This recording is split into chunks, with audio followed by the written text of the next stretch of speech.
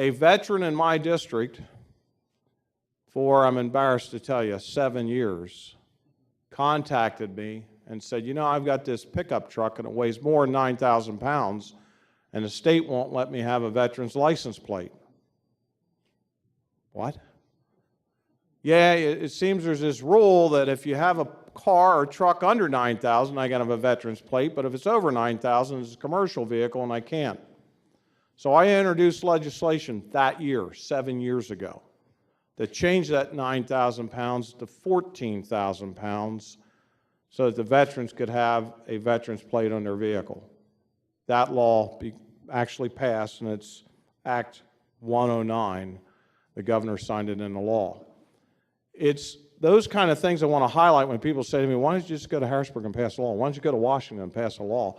We also want to remind the Gulf veterans, Persian Gulf conflict, that you have, that were on active duty from August of 90 to August of 91. You still have Persian Gulf benefits and bonus, and you only have until next August 2015 to apply for those benefits. Contact my office again. There is a brochure in the packets that talks about this, but I don't want to see anybody miss out on any benefits or process that they're entitled to.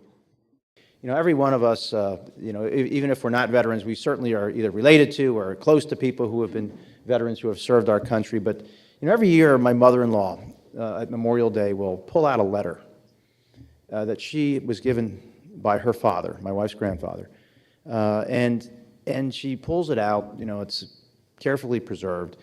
And it was a letter that my wife's grandfather had received from his brother during the First World War. And his name was Stuart Pyatt. He lived in Phillipsburg, New Jersey. He was 18 years old, and he was in France. And he writes a letter back to his younger brother, Howard, my wife's grandfather, and he says, Howard, you know, take care of your brothers and sisters. Life is pretty neat over here in France.